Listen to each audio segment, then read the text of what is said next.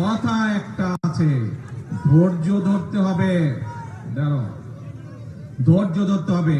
বিগত 16 বছর, বিগত 17 বছর যে স্বৈরাচার ছিল, এই স্বৈরাচার যেমন দেশের মানুষের উপরে অত্যাচার করেছে, নির্যাতন করেছে, গুম করেছে, খুন করেছে, মানুষকে গুলি করে হত্যা করেছে, মানুষকে গুলি করে জখম করেছে, একই সাথে এই দেশের মানুষের অর্থ সম্পদ তারা বিদেশে লুটপাট করে পাচার করেছে, জানেন তো নাকি?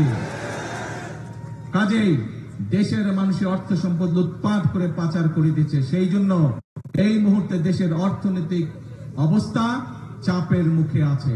সেজন্যই আমাদেরকে কষ্ট করতে হবে, আমাদেরকে পরিশ্রম করতে হবে, এবং সেজন্যই আমাদেরকে ধৈর্য ধরতে হবে।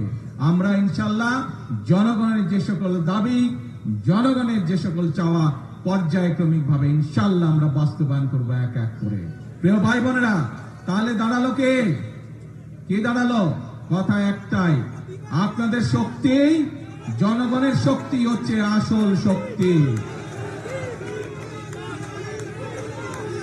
ভাই আমি তো বাংলায় বলছি, আমি তো ফার্সি ভাষায় বলি নাই, চাইনিজ ভাষায় বলিনি, বাংলা ভাষাই তো বলছি বিভাগের ব্যাপারে। তো ভাই চিৎকার করছো কেন? এখন তাহলে দাঁড়ালো কে? আমরা বলি জনগণই হচ্ছে বিএনপির সকল রাজনৈতিক ক্ষমতা উৎস। শুনেছেন কথাটা আপনারা? সেজন্যই আপনাদের সমর্থন যদি বিএনপির পাশে থাকে, আপনারা যদি আমাদের পাশে থাকেন, আপনারা যদি সুমনের পাশে থাকেন, আপনারা যদি ইয়াসিন এর পাশে থাকেন, আপনারা যদি বাংলাদেশ জাতীয়তাবাদী দলের পাশে থাকেন, ইনশাআল্লাহ আমরা দেশকে সামনের দিকে এগিয়ে নিয়ে যাব। আছেন তো সাথে?